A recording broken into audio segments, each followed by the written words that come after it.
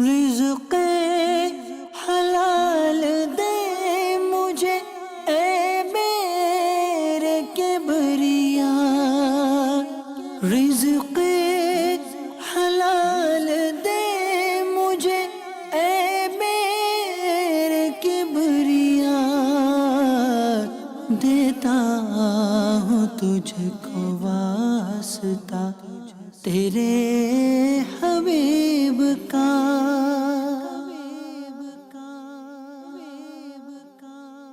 الحمدللہ رب العالمین والصلاة والسلام علی سید المرسلین، اما بعد فاعوذ باللہ من الشیطان الرجیم، بسم اللہ الرحمن الرحیم۔ الصلاة والسلام علیک یا رسول اللہ، الصلاة والسلام علیک یا حبیب اللہ، الصلاة والسلام علیک یا نبی اللہ وعلی آلک و اصحابک یا نور اللہ۔ مدنی چینل کے ناظرین، سلسلہ ہے احکام تجارت، اور ہمارے ساتھ حسب معمول ہوں گے مفتی علی اصغر عطاری المدنی صاحب، اور انشاءاللہ عز و جل آپ کے سوالات کے جوابات مفتی صاحب سے لیں گے اور آپ کی طرف بڑھائیں گے۔ سلسلے میں درود پاک کی فضیلت شامل کرتے ہیں۔ نبی رحمت شفیع امت صلی اللہ علیہ وسلم کا فرمان عظمت نشان ہے، جسے کوئی مشکل پیش آئے اسے مجھ پر کثرت سے درود پاک پڑھنا چاہیے، کیونکہ مجھ پر درود پاک پڑھنا مصیبتوں اور بلاؤں کو ٹالنے والا ہے۔ صلو علی الحبیب صلی اللہ تعالی علی محمد صلی اللہ تعالی علیہ وسلم۔ آپ کی کالز موجود ہیں، سوالات موجود ہیں، اسی کی طرف بڑھتے ہیں اور کال بھی لیں گے اور پھر مفتی صاحب کی طرف بڑھیں گے انشاءاللہ عز و جل۔ مفتی صاحب سے جواب لیں گے۔ جی صاحب کی بارگاہ میں میرا یہ سوال ہے کہ میں نے کسی سے 1,00,000 روپے لیے تھے اور اس سے کہا تھا کہ ہمارا بزنس کے لیے تھے 1,00,000 روپے، سے کہا تھا کہ ایک کام میں لگائیں گے تو 3-4 ہزار روپے روز کی آمدنی ہے اس میں، تو ماشاءاللہ سے وہ بالکل کام 3-4 ہزار روپے آمدنی ہے اس کی، لیکن کام اسٹارٹ ہوا نہیں ابھی، کام اسٹارٹ ہوا نہیں، یعنی کہ اب 1 مہینے پہلے لیے تھے، 15 دن تک کام اسٹارٹ نہیں ہوا، تو میں نے اس سے وعدہ کیا تھا کہ میں روز کے دوں گا۔ اب میں اس کو 15 دن کے تو کام دے دے رہا ہوں، 15 دن کے جو میں نے دے دیے ان کو، جو کام اسٹارٹ نہیں ہوا تھا، کیا وہ مجھے پیسے ان کو دینا جائز ہے یا ناجائز ہے؟ ٹھیک ہے جی، بڑھتے مفتی صاحب کی طرف۔ الحمدللہ رب العالمین والصلاة والسلام علی سید الانبیاء والمرسلین، اما بعد فاعوذ باللہ من الشیطان الرجیم، بسم اللہ الرحمن الرحیم۔ شرکت جو ہے وہ 2 افراد اپنا راس المال ملاتے ہیں، کیپٹل ملاتے ہیں، جو نقد روپیہ ہے وہ ملاتے ہیں، اور ملانے کے بعد پھر کسی کاروبار کا آغاز کرتے ہیں۔ ٹھیک، تو یہ نہیں ہوتا کہ آپ کسی پارٹنر کو ملا لیں ساتھ میں اور کہیں کہ اندازاً اتنے ہزار نفع ہو جائے گا میں آپ کو دیا کروں گا۔ ٹھیک، یہ تصور غلط ہے اور یہ طریقہ کار اختیار کرنا جائز نہیں ہے۔ مفتی صاحب اگر وہ کمی بیشی ہو جب بھی؟ میں عرض کروں، شرکت کا مطلب کیا ہے کہ دونوں کے پیسے ملے، پیسے ملنے کے بعد تجارت کا آغاز ہوگا۔ مثال کے طور پر کوئی کریانے کی دکان ہے تو اب خرید و فروخت شروع ہوگی، تو جب خرید و فروخت شروع ہوگی تو جو چیز انہوں نے 5 روپے کی خریدی وہ 5.5 کی بیچی، 6 کی بیچی، تو یوں یہ ہے کہ ان کے پاس انکم آتی جائے گی۔ جی، یہ سارا کا سارا نفع نہیں ہے۔ ٹھیک، اب یہ کیا کریں گے، کچھ عرصے بعد اس کی کلوزنگ کریں گے صحیح، اور یہ دیکھیں گے کہ اس پورے عرصے کے اندر اخراجات کیا ہوئے۔ ٹھیک، اتنا کیپٹل تھا، اتنے اخراجات یا ایکسپنس ہوئے ٹھیک، مختلف طرح کے، صحیح، ممکن ہے کوئی ملازم کام کر رہا ہو، ممکن ہے لوڈنگ کے اخراجات شامل ہوں، یوٹیلیٹی بلز کے اخراجات شامل ہوں۔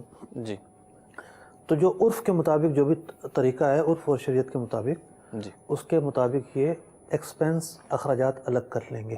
ٹھیک ہے، اب اخراجات الگ کرنے کے بعد جی، کیپٹل سے جو بھی زائد بچے گا وہ نفع کہلاتا ہے۔ جی، تو جب کام ہی سٹارٹ نہیں ہوا جی، ٹھیک ہے، مطلب منصوبہ یہ تھا کہ 15 تاریخ کو دکان کی اوپننگ ہو گئی اور نہیں ہو سکی، 10-15 دن زیادہ ہو گئے، تو جب کاروبار ہی سٹارٹ نہیں ہوا تو نفع کہاں سے آیا؟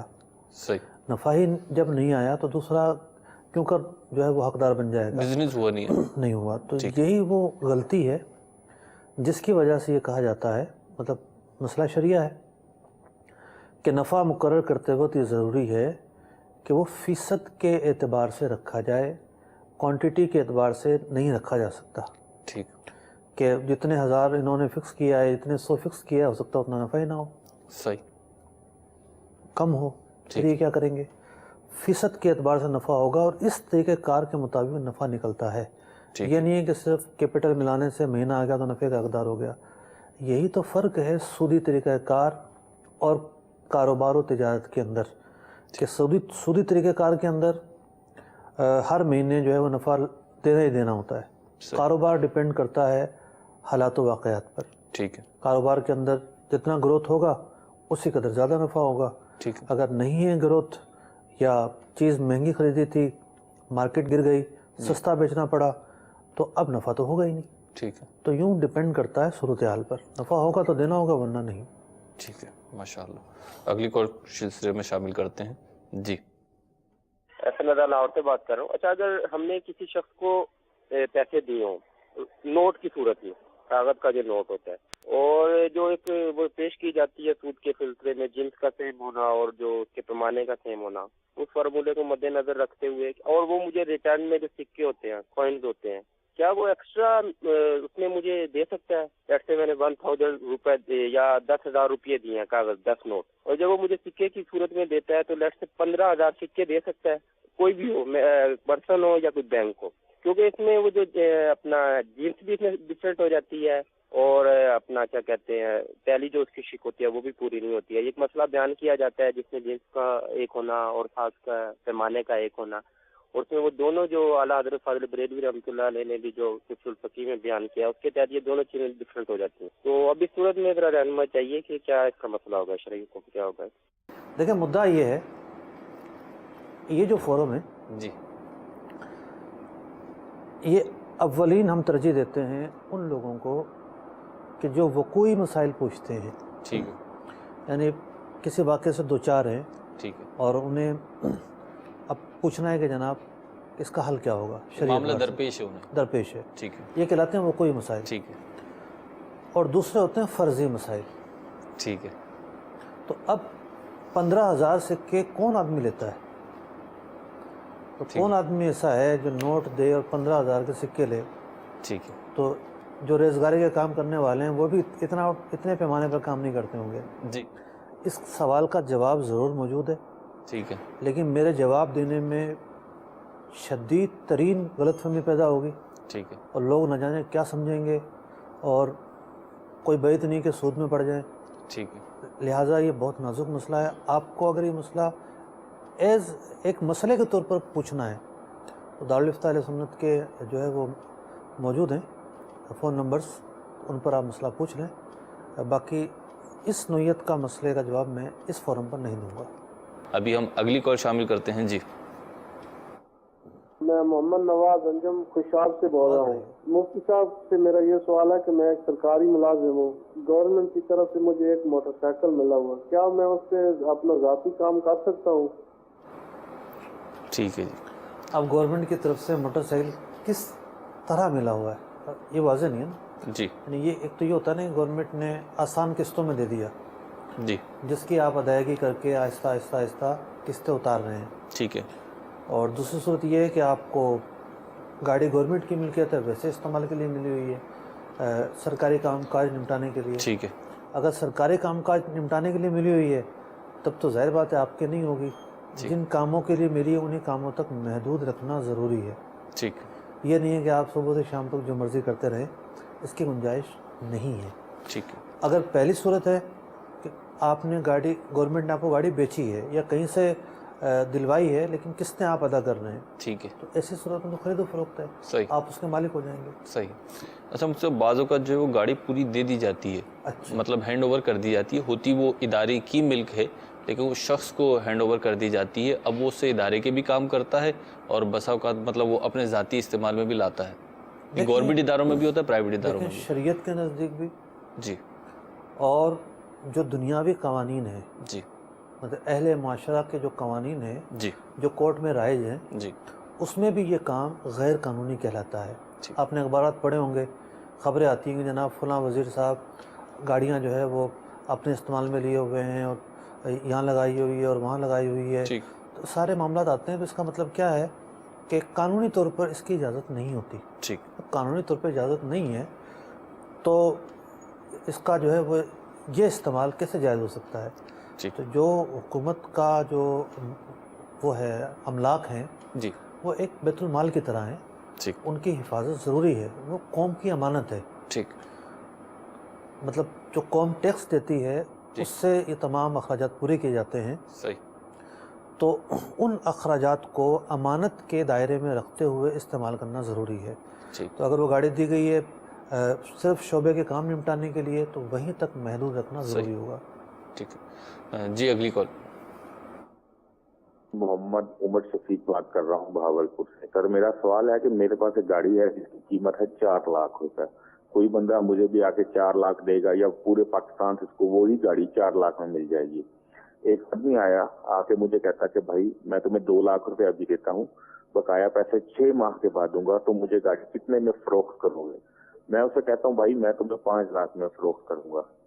وہ بندہ اصرار کرتا ہے کوئی قیمت کم کرو. میں کہتا ہوں بھائی کوئی قیمت کم نہیں ہے, یہ 5 لاکھ ہے. وہ بندہ جو ہے آ کے مجھ سے گاڑی لے جاتا ہے 5 لاکھ میں اور 2 لاکھ دے جاتا ہے. بقیہ کے 3 لاکھ وہ مجھے 6 مہینے کے بعد دیتا ہے. 6 مہینے کے بعد یا 7 مہینے کے بعد لیتا میں بقیہ 3 لاکھ ہوں. اب میں نے پوچھنا یہ ہے کہ میں نے 1 لاکھ روپے گاڑی پہ منافع کما لیا. اب یہ 1 لاکھ میرے لیے حلال ہے کہ حرام ہے؟ ٹھیک ہے جی. جی مفتی صاحب. جو سوال آپ نے پوچھا ہے بڑا واضح سوال ہے اور بظاہر تو اس ڈیل کے اندر کوئی شرعی خرابی موجود نہیں ہے. ٹھیک. یہ ایک جائز ڈیل ہے, لیکن اگر آپ پراپر قسطوں کا کام کرتے ہیں, آپ کی شاپ ہے, آپ قسطوں پر جو ہے وہ اس طرح لوگوں کو مال بیچتے ہیں, تو پھر دیکھنا یہ پڑے گا کہ اس کے ساتھ آپ نے مزید کیا شرطیں عائد کی ہوئی ہیں. ٹھیک. تو یہ طریقہ کار تو ٹھیک ہے کہ نقد میں اگر کوئی سستی بیچتا ہے, ادھار میں اس نے مہنگی بیچ دی, اس میں کوئی شرعی خرابی نہیں ہے. لیکن اور بہت ساری چیزیں ایسی ہوتی ہیں بعض اوقات جی جو ایگریمنٹ میں شامل کر دی جاتی ہیں. ٹھیک ہے. تو بہرحال اگر آپ کاروبار کرتے ہیں تو اپنا وہ ایگریمنٹ بھی علماء سے چیک کروا لیں. ٹھیک ہے, یعنی اس کے ساتھ اگر کوئی شرائط عائد کر دی گئی ہیں تو پھر وہ الگ سے چیک ہوں گے. وہ الگ سے چیک. ٹھیک ہے. اگلی کال کی طرف بڑھتے ہیں. جی نفیس علی اطاری سب پور سے.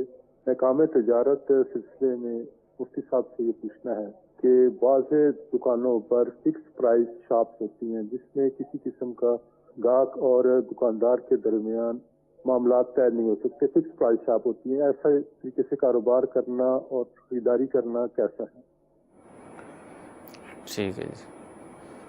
دیکھیں, قرآن مجید فرقان حمید نے تجارت کو بیان کرتے ہوئے بات بیان کی ہے کہ باہمی رضامندی کا نام تجارت ہے. ٹھیک. تو فریقین جس پرائز پر متفق ہوتے ہیں اسی پر سودا ہوتا ہے. ٹھیک ہے. یہ تو نہیں کہ ایک بلکہ چلا گیا کہ 1000 کے دے دو تو سامنے والے پر لازم ہو گیا کہ وہ 1000 کے دے. ٹھیک. ایسا تو نہیں. سامنے والے جس کا مال ہے اس نے بول دیا کہ میں 1000 کے دوں گا اور جو خریدنے آیا اس کے اوپر لازم ہو جائے کہ وہ 1000 کی خریدے.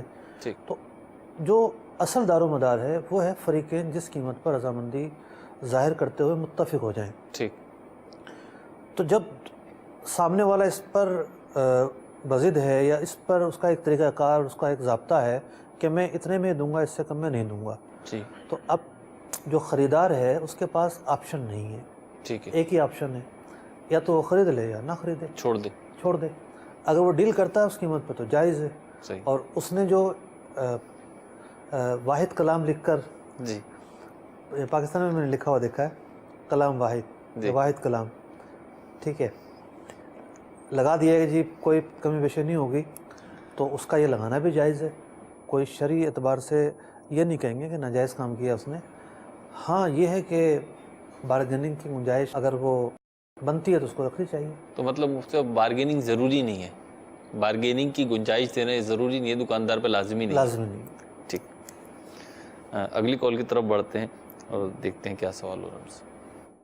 साहब ये हमारा सवाल है कि हम समझ मंडी सरगोदा में काम करते हैं और जमींदार को रुपए देते हैं, और ये मंडी की ये रिवाज है, जो आरती जिसको पैसे देते हैं जमींदार उसके पास माल बेचते हैं। जब हमने ये उलमा से पूछा, उन्होंने फरमाया ये तरीक़ाकार गलत है। अब मैं सिर्फ ये करता हूँ, जिस जमींदार को पैसे देता हूँ उसको मैं कहता हूँ कि आप हमारे पाबंद नहीं है, अगर हमारे पास लेकर आओ तो आपकी मेहरबानी, अगर दूसरे के पास बेचो तुम्हारी मेहरबानी। यानी हम जब रुपए देते हैं तो पाबंद नहीं करते, क्या ये तरीका जायज है? जी ये तो बड़ा आपका कहना मरहबा, बहुत खुशी हुई ये बात सुन के कि ऐसी सोच के हामिल भी मौजूद हैं। लेकिन दिल पर गौर कर लिया जाए कि जब वो किसी और के पास माल जाकर बेचेगा तो फिर क्या होगा, आपके क्या एहसासात होंगे, और आप आइंदा साल उसको कर्ज़ हसना देना चाहेंगे या नहीं देना चाहेंगे। कर्ज़ का जहाँ मामला आ जाता है वहाँ एहतियात के तकाज़े बढ़ जाते हैं, और क्योंकि जब इस बुनियाद पर लोग कर्ज़ा देते हैं, मार्केट में मारूफ़ है कि भाई ये हमारे साथ बाउंड हो जाए और हमें ही लाकर माल बेचे, जी तो उसने अपने कर्ज़ पर नफ़ा उठाया। ठीक है। तो जब इतना हुस्सास मामला है, सेंसिटिव मामला है, तो इस पर इत्मीनान जो है इतनी जल्दी करना मुश्किल काम है। ठीक। यानी होता नहीं कि बंदा सोचे कि मेरे दिल के अंदर ऐसी कोई चीज़ नहीं है, जी तो थोड़ा सा उसको अपना दिल थोड़ा सा जो है ना वो खंगालना चाहिए, ठीक है। थोड़ा सा कोने खांचे देखने चाहिए कि इसके अंदर कहीं ये बात तो नहीं छुपी हुई है, कहीं ये बात तो नहीं छुपी हुई है। और एक बात मैंने अर्ज़ की है, अगर ये मुसलसल 2-3 साल ऐसे ही करता रहे जी कि कर्ज़ा तो ले जाए लेकिन माल यहाँ लाकर ना दे, तो आपके दिल पर क्या गुजरेगी, गौर कर लें। ठीक है। तो पता चला कि रस्मन तो कह दिया है लेकिन दिल के अंदर तो तमाम मौजूद है। ठीक। दिल के अंदर तो एक रंजिश बैठी हुई है कि अगर ये कहीं और जाता है तो फिर आए अगले साल मेरे पास, सही। मैं इसको दूंगा कर्जा। और तो हाल और कौल जो है वो तो मुताबिक नहीं हुए। ठीक। तो कौल उसी सूरत में जो है वो सादिक कहलाएगा जब कल्बी मामला जो है, जो हाल है, वो उसका साथ दे, तो वरना सिर्फ कहना भी नाकाफ़ी करार पाएगा। ठीक। इसका एक तरीका और है। जी इसका तरीका ये है कि आप आड़ती हैं तो आप खुद कर्जा ना दें, आपकी मिल्कियत में जो पैसे हैं वो ना दें, ठीक। किसी दोस्त अहबाब किसी और से दिलवा दें। सही। लेकिन इतनी बड़ी रकम कौन देगा बिला वजह में? या जो किसान है उसको चाहिए कि वो ज़मींदार से ना ले, किसी और रिश्तेदार से ले ले, अजीज़ से ले ले, अपना काम चला ले। ठीक है। लेकिन चूँकि पैसों की हर एक को ही ज़रूरत होती है, हर एक जो है वो कोशिश ये और करता यहाँ है से कि सहूलत से मिल कहीं जाता ना है। कहीं से सहूलत से मिल जाए। तो ऐसे में जो है वो जो आड़ती है वही नामज़द होता है कि चूँकि इसके पास जाके हमने माल बेचना है लिहाजा इससे ही कर्जा लेते हैं। तो ये इस फील्ड के अंदर देखिए कितनी पाकीज़ा फील्ड है। सही। सब्जियों की जो है वो खरीदो फरोख्त, फलों की खरीदो फरोख्त, हलाल और तय्यब अल्लाह तबारक व तआला की जो नेमतें हैं जी उन नेमतों की खरीदो फरोख्त का ये काम करते हैं। सही। लेकिन इस मामले ने लाकर इनको कहाँ खड़ा कर दिया ठीक। कि यहाँ भी जो है वो सूद की आमेज़िश होने लगी है। तो अल्लाह तबारक व तआला निजात अता फरमाए और इस वबा से हमें महफूज फरमाए। उससे अब एक सवाल बन रहा है मेरे ज़हन में, क्योंकि ये हमारे सिलसिले में भी तकरीबन 2-3 दफ़ा आ चुका है ये पिछले 1-1.5 महीने में। ऐसा लगता है पूरी जो मार्केट है ये फ्रूट मंडी, सब्ज़ी मंडी जो है पूरी, उसमें राइज ही ये है सूरत हाल। अब इससे निकाला कैसे जाए? मतलब ये जैसे कि आपने फरमाया बहुत बुनियादी तिजारत है ये और रिस्क है ये, तो इससे निकाला कैसे जाए, कैसे बचा जाए? और ये भी फील होता है जैसे सवाल कसरत से आ रहे हैं तो इससे फील ये हो रहा है कि इन्हें फील तो होता है कि ये जो हम करने जा रहे हैं इसमें कुछ ना कुछ शुकूक व शुबात इनके जहन में आते हैं, जब भी तो सवाल आता है। तो अब इससे निकले कैसे? देखें पिछले 20-30 साल पहले चले जाएँ पीछे, ठीक है, तो देख लेंगे आप कि आज जिस रेशो पर ये काम हो रहा है पिछले सालों में आया कि था या नहीं, और अगर था तो क्या इसी रेशो पर था, फ़र्क वाज़ेह हो जाएगा। सही। तो बात यह है कि इस चीज़ को हमने अपनी मजबूरी बनाया है। ठीक। अगर ये कोई फितरी मजबूरी होती तो पहले क्यों नहीं थी? یا پہلے کیوں اتنی عام نہیں تھی؟ ہم نے اس کو اپنی مجبوری بنایا ہے۔ تو جب کسان اور آڑتی دونوں ہی ذہن بنا لیں گے کہ اس طریقہ کار سے بچنا ہے، تو ان کے پاس ایک نہیں درجنوں حل موجود ہوں گے، ورنہ بیان کرنے والے بیان کرتے رہیں گے۔ جیسا کہ وہ سرکاری گاڑیوں والا مسئلہ جی میں بیان تو کر رہا تھا، جی لیکن دل میں ایک مایوسی بھی موجود تھی کہ پتہ نہیں کوئی عمل کرے گا یا نہیں کرے گا۔ تو خیر، مبلغ کا کام تو بیان کرنا ہوتا ہے، اور امید بھی ہوتی ہے، ایسا نہیں کہ امید نہیں ہوتی، لیکن ایک یہ بھی اندازہ ہوتا ہے کہ لوگوں کی ایک تعداد ہے جو عمل نہیں کرے گی، سن لے گی، عمل نہیں کرے گی۔ ان کو سب پتہ ہے صحیح کیا ہے اور غلط کیا ہے، لیکن جیسا کہ انہوں نے کہا کہ ہم نے علماء سے پوچھا ہے، جی تو یہ پوچھنے کے بعد بعض آ گئے ہوں گے۔ جی تو ایک طبقہ وہ بھی ہے کہ جو پوچھتا ہے اور عمل کرتا ہے۔ جی تو یہ جو معاملہ ہے اس بارش کی طرح ہے کہ جب بارش برستی ہے تو زرخیز زمین سرسبز ہو جاتی ہے، جس زمین میں دلدل ہوتا ہے وہ اور زیادہ دلدلی ہو جاتی ہے، جی اور زیادہ اس میں کیچڑ آ جاتا ہے۔ تو بات یہ ہے کہ جو علم دین ہے بلا شبہ بارش سے بھی بڑھ کر نعمت ہے، ٹھیک، اور جب یہ علم دین نشر و اشاعت جب اس کی جاتی ہے تو اب حاصل کرنے والے پر ہے، ممکن ہے کسی کی ہلاکت میں اور اضافہ ہو جائے سن کر، ٹھیک، اور کوئی اس سے سنور جائے صحیح، اور اس کی آخرت بن جائے۔ دونوں پہلو موجود ہیں۔ ٹھیک ٹھیک ہے جی۔ اگلی کال کی طرف بڑھتے ہیں، دیکھتے ہیں ہمارے سے کیا سوال کیا جا رہا ہے۔ سر میرا سوال یہ ہے کہ میں کام کرتا ہوں فال سیلنگ کا، چھتوں کا، تو اکثر نا مجھے جھوٹ بولنا پڑتا ہے۔ ایک سے دوسرا کام پکڑو تو وہ مالک جو نا یقین نہیں کرتے، تو مجھے کوئی بتائے کہ میری مجبوری بن جاتی ہے جھوٹ بولنا کہ میں کیا کروں؟ اچھا جی، جھوٹ بولنا مجبوری بن جاتی ہے۔ دیکھیں، پہلی بات تو یہ ہے اس طرح سوال نہیں کرنا چاہیے کہ میں یہ گناہ کا کام کرتا ہوں، کیونکہ ایک ہوتا ہے گناہ کرنا اور ایک ہوتا ہے گناہ کا اظہار۔ ٹھیک، علامہ نووی رحمۃ اللہ تعالی علیہ نے بڑی تفصیل سے گفتگو کی ہے اس مسئلے پر کہ گناہ کا جو اظہار ہے وہ بھی گناہ ہوتا ہے، لیکن اس کے مستثنیات موجود ہیں۔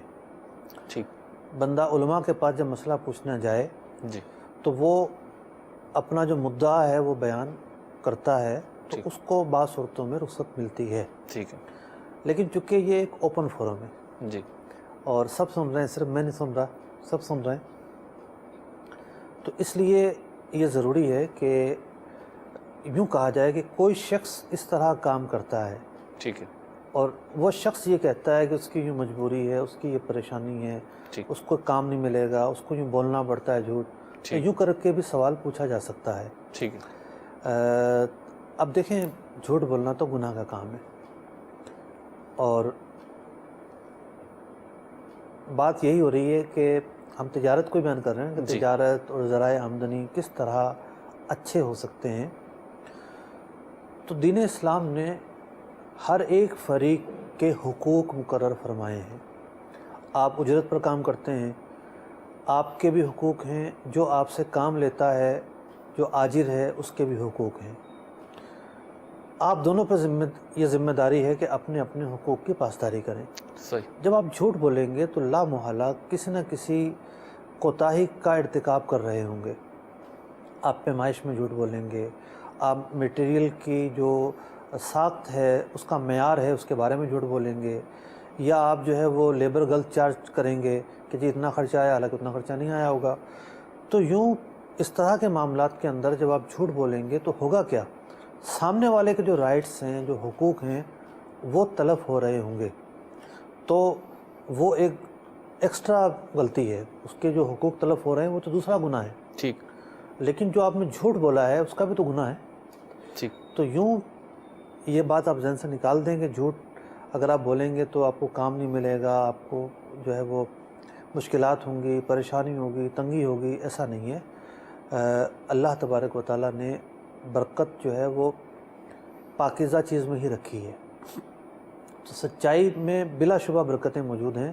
تھوڑی سی ہمت کریں اور پھر دیکھیں اللہ تبارک و تعالیٰ کس طرح آپ کو جو ہے وہ غیب کے خزانوں سے عطا فرماتا ہے۔ قرآن مجید فرقان حمید میں واضح فرما دیا گیا کہ اگر بندہ حرام سے بچتا ہے یعنی تقوی اختیار کرتا ہے، حرام سے بچتا ہے، تو اللہ تبارک و تعالیٰ اس جگہ سے اسے رزق دیتا ہے جہاں سے اس کے وہم و گمان میں بھی نہیں ہوتا۔ اگلی کال کی طرف بڑھیں مفتی صاحب؟ جی اگلی کال دیجیے۔ ماشاءاللہ، احکام تجارت سلسلہ بہت ہی پیارا معلوماتی سلسلہ ہے، ہمیں جائز اور ناجائز کا پتہ چلتا ہے۔ مفتی صاحب سے میرا ایک سوال عرض یہ ہے کہ ایک ٹیلر ہے جو کسٹمر سے 1.5 میٹر میں ایک کرتے کی سلائی کا مطالبہ کرتا ہے۔ اب وہ اس کسٹمر نے 150 میٹر دیے 100 کرتے کے بنانے کے لیے، لیکن اس 150 میٹر میں جب 100 کرتے نکالے جاتے ہیں تو اس میں 1 یا 2 عدد زائد نکل جاتے ہیں۔ تو یہ زائد والا چونکہ مطالبہ ہوا تھا 1.5 میٹر میں 1 پیس نکالنے کے، یوں 150 میٹر میں 100 پیس نکل گئے، لیکن 2 پیس اس میں زائد اگر نکل جاتے ہیں تو وہ زائد والا عدد 2 عدد وہ کرتا کس کا ہوتا ہے، اس کا حقدار کون ہے؟ جواب ارشاد فرمائیں، جزاک اللہ خیرہ۔ مسئلہ بڑا واضح ہے اور یہ بات طے ہے کہ کپڑا جو ہے وہ مالک کا ہے، ٹھیک ہے، مطلب جس نے کپڑا دیا ہے وہ اسی کی ملکیت میں رہے گا، صحیح، تو کرتا بھی لامحالہ اسی کا ہوگا، لیکن مالک پر یہ ذمہ داری ہوگی کہ ایسا نہیں ہے کہ وہ 100 کرتوں کی اجرت دے، صحیح، اگر 2 کرتے زائد بن گئے ہیں جی تو 2 کرتوں کی بہرحال اس کو اجرت دینی چاہیے۔ ٹھیک ہے، یہ مطلب تنازع ہو سکتا ہے کہ مالک کہے کہ میں تو اجرت نہیں دوں گا، کپڑا بچ گیا تھا تو تمہیں جو ہے وہ مجھ سے پوچھنا چاہیے تھا، میں تو 100 کا ہی آرڈر دیا تھا۔ اس پر بہرحال گفتگو ہو سکتی ہے، ٹھیک ہے، گفتگو کا دروازہ کھلا ہے، لیکن معاملے کو اگر حل کی طرف لے کر جائیں جی تو اس کا حل یہی ہے کہ جو اضافی کرتے ہیں وہ مالک کے ہیں، ٹھیک ہے، اور مالک کی ذمہ داری ہے کہ اضافی کرتوں کی جو اضافی اجرت بنتی ہے جی وہ اضافی اجرت جو سینے کی ہے وہ اس درجی کو دے دی جائے۔ ٹھیک ہے۔ مفتی صاحب، اگر مالک جو ہے برضا اور رغبت جو ہے وہ اس کو ہبہ کر دے، درجی کو بولے چلو میں نے تو 150 میٹر دیا تھا، مجھے تو اپنے 100 کرتوں سے غرض تھی، اب تم نے بچت کرا کر یا جو بھی ہے، کیونکہ وہ ایک ہی تھان ہوگا تو اس میں سے نکل آتے، اگر 2 کرتے نکل آئے ایکسٹرا تو وہ تم رکھ لو، اگر وہ برضا اور رغبت بس یہ نہ ہو کہ درجی صاحب خواب و خیال میں سوچیں کہ دیکھو یہ تو 2 کرتے زائد ہو گئے، مالک نے تو مجھے ہبہ کر دیا ہوگا، مالک نے مجھے چھوڑ دیا ہوگا، مالک کیا کرے گا ان کا، میں خود رکھ لیتا ہوں۔ اچھا، تو ایسا معاملہ نہ ہو، خود ہی مطلب اس کا حکم خود نہیں لے، فیصلہ نہ کرے۔ ٹھیک ہے، اگر مالک دیتا ہے تو ٹھیک ہے، اس کا مال اس نے دے دیا، ٹھیک، لیکن درزی بہرحال اس کو یہ حق نہیں ہے کہ اجازت لینی ہوگی ساری، اجازت کیوں لے گا؟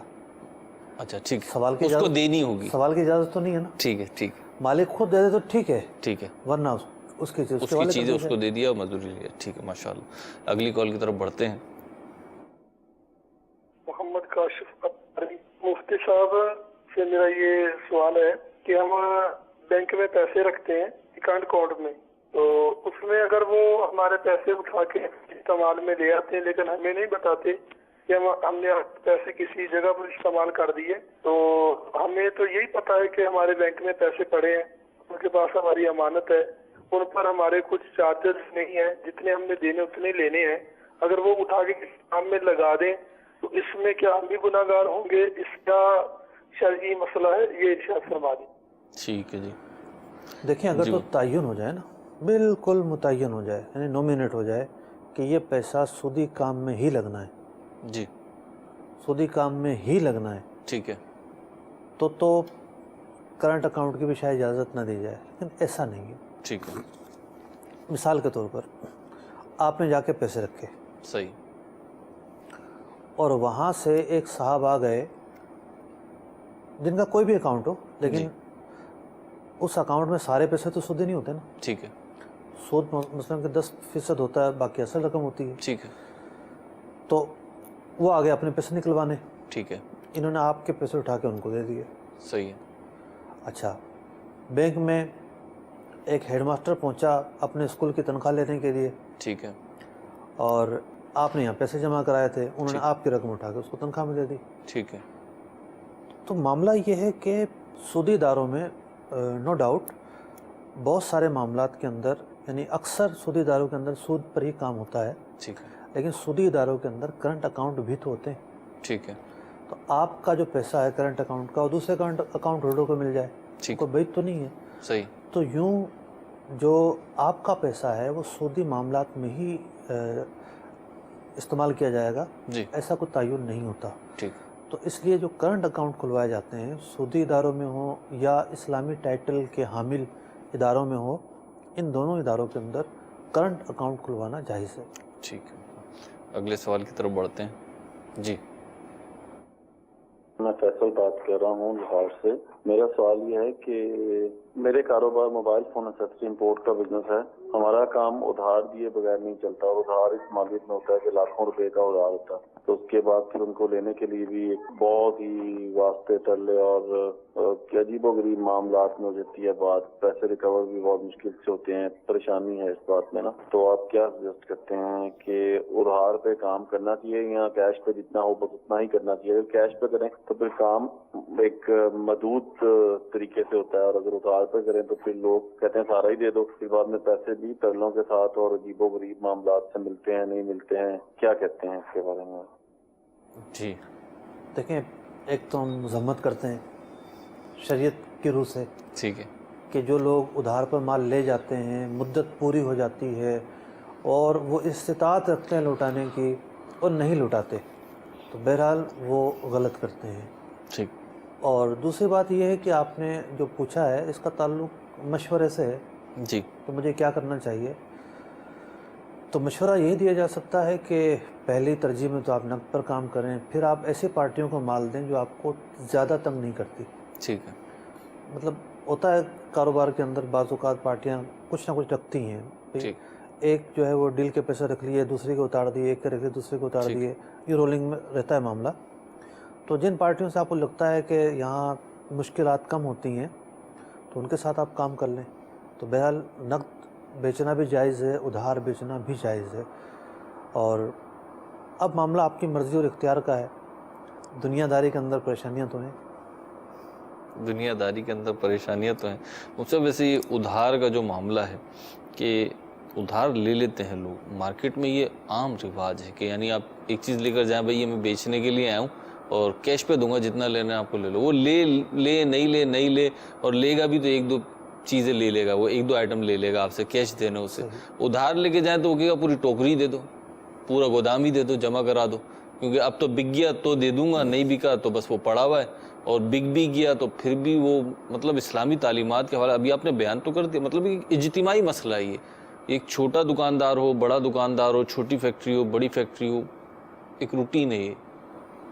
اصل میں بعض اوقات تو فزیکلی کاروبار ہی ہو رہا ہوتا ہے نا، جی بعض اوقات لوگ یہ سوچ رہے ہوتے ہیں کہ ایسا کیا کریں ہمارے ہاتھ میں پیسہ آ جائے، یعنی ایسے دکاندار بھی دیکھے گئے ہیں کہ بہت بڑے لاٹ کے اندر ادھار مال لے لیں گے جی اور مارکیٹ میں ہول سیل میں بھی وہ مال اتنے کا نہیں ملتا، اس سے کم میں وہ بیچ کے بس ان کا مقصد یہ ہوگا کیش ہمارے پاس آ جائے۔ اب جب وہ کیش ان کے پاس آیا تو نفع دے کر تو نہیں آیا، نقصان دے کے ہے۔ بہت کم میں مال بیچا ہوتا ہے بعض اوقات، تو وہ ان کو کیش کہیں اور لگانا ہوتا ہے اور کہیں اور وصولیاں جو ہے وہ دینی ہوتی ہے، اور یوں لے دے کے وہ اپنا کام چلاتے ہیں، تو وہ پیسے پورے کرنا ان کے لیے ویسے مشکل ہو گیا۔ دوسری صورت یہ ہے کہ جناب انہوں نے بغیر کسی سوچے سمجھے منصوبہ بندی کے ڈھیروں مال اٹھا کے اسٹاک کر لیا مال مفت سمجھ کر، اب وہ بک ہی نہیں تھا۔ جی پھر ان کو دیکھنا چاہیے تھا نا کہ ان کی کیا کیپیسٹی ہے ٹھیک ہے، اور وہ مال کتنا وہ بیچ سکتے ہیں کتنا نہیں۔ تو یہ نہیں کہ ادھار کسی مال مفت کا نام ہے، ٹھیک ہے۔ تو اتنا ہی مال لیں جتنا آپ بیچ سکتے ہیں۔ اس سے میرے دل میں آ رہی ہے ایک بات کر دوں تاکہ وہ کمپلیٹ ہو جائے۔ جی جی ابھی بالکل حال ہی میں میرے علم میں آیا ایک، آپ کو پتہ مارکیٹ کے حوالے سے تو کروڑوں روپے ہوتے ہیں لوگوں کے، کروڑوں روپے بیچاروں کے، اور وہ ایسے لوگوں کو ادھار دے دیتے ہیں بسا اوقات کہ مارکیٹ میں اگر 4 لوگوں سے جا کے پوچھا جائے کہ جن کی مارکیٹ میں سیو ہوتی ہے، گڈ ول ہوتی ہے، ان سے جا کے پوچھا جائے کہ یہ دکاندار ہے یا یہ فرد ہے، اس کو ہم ادھار دے دیں، تو وہ بیچارے سمجھا رہے ہوتے ہیں کہ اس کو نہیں دینا، اور نظر آ رہا ہوتا ہے ایک معقول بندے کو کہ یہ شخص اتنا ادھار اس کو نہیں دینا چاہیے، لیکن لوگ کیا کرتے ہیں کہ وہ ایک سبز باغ دکھا رہا ہوتا ہے، اور سبز تو نہیں ہوتے، وہ کالے ہی ہوتے ہیں باغ، وہ باغ دکھا رہا ہوتا ہے اور وہ اس کو اتنا ادھار دے دیتے ہیں، اتنا ادھار، یعنی بسا اوقات تو وہ لینے کے تیار بھی نہیں ہوتا، اسے بھی پتا ہوتا ہے میری کیپیسٹی نہیں ہے، لیکن لوگ کہتے ہیں نہیں رکھو، آپ رکھو، دے دینا۔ اب جب وہ اس طریقے سے لیتا ہے تو پیسے کی ہرس سے ایسا لگتا ہے کہ وہ غالب آتی ہے اور وہ پھر لے کے غائب۔ بس یہ حکمت کا مفقود ہونا ہے، یعنی حکمت سے کام نہیں لیا جاتا، تو تجارت بھی عقل مندی سے ہوتی ہے۔ جس کے اندر جتنی زیادہ حکمت عملی اور عقل مندی زیادہ ہوتی ہے وہ اتنا زیادہ آگے بڑھتا ہے. آپ دیکھتے ہوں گے کہ بڑی مارکیٹوں کے اندر مہینے 2 مہینے کے اندر ایک ایسا کیس سامنے آتا ہے کہ جی فلاں جو بہت ویل سیٹلڈ سمجھا جا رہا تھا, کروڑ پتی سمجھا جا رہا تھا, جب پردہ اٹھتا ہے پتہ چلتا ہے کہ وہ کنگال ہو چکا ہے. جی. اس کو اپنا گھر بیچنا پڑتا ہے, گاڑیاں بیچنی پڑتی ہیں, وہ بھی وہ بیچتا ہے جو شریف ہو. جی. ورنہ تو لوگ رفو چکر ہو جاتے ہیں, غائب بھی ہو جاتے ہیں بعض لوگ. تو یہ جو معاملات ہوتے ہیں ان کے پیچھے اسی طرح کی تو غلطیوں کے اسباب ہوتے ہیں جی, جن کی وجہ سے یہ اس نہج پر پہنچ جاتے ہیں کہ آسمان سے زمین پر آ جاتے ہیں. دے دیں کال. محمد سعید مرکز الاولیاء لاہور سے بات کر رہا ہوں. مفتی صاحب کی بارگاہ میں ایک سوال ہے کہ کچھ سوسائٹیز جو ہیں وہ اپنی لینڈ پرچیز کرنے کے بعد فائل جو ہیں وہ مارکیٹ میں بیچتی ہیں کہ یہ فائل 5 لاکھ کی ہے یا 6 لاکھ کی ہے, اور اس کی انسٹالمنٹ جو ہے وہ 20,000, 40,000 یا 50,000 پر منتھ ہے.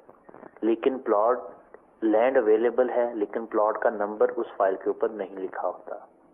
1 سال یا 2 سال کے بعد بیلٹنگ ہوگی اور اس کے بعد پلاٹ نکلے گا. کیا اس صورت میں پلاٹ یا وہ فائل لینا جائز ہے؟ اور کچھ سوسائٹیز صرف فائل 6 لاکھ کی دینے کے بعد کہتی ہیں کہ 1.5 ماہ کے بعد بیلٹنگ ہوگی اور اس میں آپ کا پلاٹ نکل آئے گا, اس کے بعد آپ کی قسطیں شروع ہوں گی. کیا دوسری صورت جائز ہے یا نہیں؟ میں پہلے اس کا مختصر جواب دے دیتا ہوں. جی. ہم نے اس پر بارہا غور کیا اور ہمارے مشورے ہوئے, مجلس تحقیقات شریعہ میں بھی مسئلہ زیر بحث آیا. جی. جس سوسائٹی کے اندر پلاٹ کی نومینیشن نہ کی جائے, نمبر الاٹ نہ کیا جائے, جی, تو ایسی پراپرٹی کو خریدنا اور بیچنا جائز نہیں ہے. ٹھیک. جی, کال لیجیے گا. السلام علیکم ورحمۃ اللہ وبرکاتہ. وعلیکم السلام ورحمۃ اللہ وبرکاتہ. کیسے ہیں عبدالجبار بھائی؟ الحمدللہ. میں نے کہا کہ چلیں آپ مسئلہ پوچھیں گے اور ہم اگر مگر سے جواب دیں گے تو کیوں نہ آپ کو ہم کال پہ لے لیتے ہیں. عرض یہ کر رہا تھا کہ ہمارے کام میں یہ ہوتا ہے کہ جو جانوروں کی خرید و فروخت کے معاملات ہوتے ہیں, ایک تو کچھ ایسے لوگ ہیں مطلب جو جس طرح فارمروں کو ادھار پہ مال دلواتے ہیں. مثلاً ایک جانور کی قیمت ہوتی ہے 1 لاکھ روپے. ٹھیک ہے. اب ہمارے کام میں یہ ہوتا ہے کہ گاڑیوں کا گنا جاتا ہے کہ بھائی ایک گاڑی کا سودا تو اس میں 6 جانور کاؤنٹ ہوتے ہیں. اب وہ یہ طے ہو جاتا ہے بھائی فی جانور میں آپ سے 10,000 روپے نفع لوں گا. اچھا, اب یہ ہوتا ہے کہ مثال کے طور پر 1 منٹ رکیے گا. اب مثال کے طور پر 6 جانور گاڑی میں آئے اور 1 لاکھ کا ایک جانور ہے, تو یہ سارے 6 کے 6 لاکھ روپے انویسٹر کے ہوں گے جناب. جو مال لے رہا ہے اس کے کوئی پیسہ نہیں ہوں گے. اس کے بالکل نہیں, کوئی پیسہ نہیں ہوگا. ہاں, تو اگر انویسٹر یہ کہتا ہے کہ ٹھیک ہے تم یہ پیسے پکڑو اور میری طرف سے مال خرید کر لے آؤ, اور جب مال خرید کر لاؤ گے تو میں فی جانور 10,000 روپے رکھ کے تمہیں بیچ دوں گا. جی ہاں. اس کے بعد دوسری ڈیل بھی ہوتی ہے؟ نہیں, اس کے بعد دوسری ڈیل نہیں ہوتی, بس یہ طے ہوتا ہے کہ بھائی اتنا نفع لوں گا تو اس طریقے سے کام ہوتا ہے. لیکن بعض حضرات اس طریقے سے ڈیل کرتے ہیں کہ بھائی میں 6 جانوروں کی قیمت وہ فکس کر دیتا ہے, بھائی میں 7 لاکھ روپے آپ کو دوں گا, اس 7 لاکھ روپے میں آپ جانور خرید کے لے آؤ. اب وہ ایسا بھی ہوتا ہے کہ وہ 6 جانور 7 لاکھ سے کم میں بھی آ جاتے ہیں, وہی جانور 7 لاکھ سے زیادہ قیمت میں بھی آ جاتے ہیں. تو اس صورت میں نفع کرنا کیسا؟ دیکھیں, یہ دونوں صورتیں ایک شخص پیسے پہ کرتا ہے, ایک شخص مال کی تعداد پہ کرتا ہے. یہ دونوں صورتیں ہی غلط ہیں, یہ دونوں صورتیں غلط ہیں, لیکن حل موجود ہے. تھوڑا سا ایک معمولی سی ترمیم کر لیں تو یہ صورت جائز ہو سکتی ہے. یہ ہو سکتی ہے کہ یہ ان کو اپنا نمائندہ بنا کر بھیج دیں کہ مجھے تو مال کی پہچان نہیں ہے, مجھے اندازہ نہیں ہے مال کیسا ہوگا, میری طرف سے تم جا کر مال خرید کر لے آؤ, اور جتنے کی خرید کر لاؤ اور جو لاگت لگے وہ لے کر یہاں آ جاؤ, اپنے باڑے میں مال رکھ لو. پھر یہ شخص وہاں جائے اور وہاں جانے کے بعد کیلکولیٹ کرے, مطلب اضافہ کرے 10,000 روپے جو اس کا نفع لینا ہے یا 5,000 لینا ہے, جتنا بھی لینا ہے, اور وہ یہ کہے کہ اب میں نے یہ جانور اتنے مہینے کی ادھار میں تمہیں بیچے, اتنے پیسے میں بیچے. تو یوں جب وہ دوسری ڈیل کر لے گا تو ان کا جو یہ کام ہے وہ جائز ہو جائے گا. جزاک اللہ تعالیٰ خیرہ. ماشاء اللہ مفتی ہمارے سلسلے کا وقت بھی اختتام کو پہنچا ہے. اللہ رب العزت ہمیں علم دین سیکھنے اس پہ عمل کرنے کی توفیق عطا فرمائے. صلو علی الحبیب صلی اللہ تعالی علی محمد صلی اللہ تعالی علیہ وسلم. رزق حلال دے مجھے اے میرے کبریا، رزق حلال دے مجھے اے میرے کبریا، دیتا ہوں تجھ کو واسطہ تیرے حبیب کا.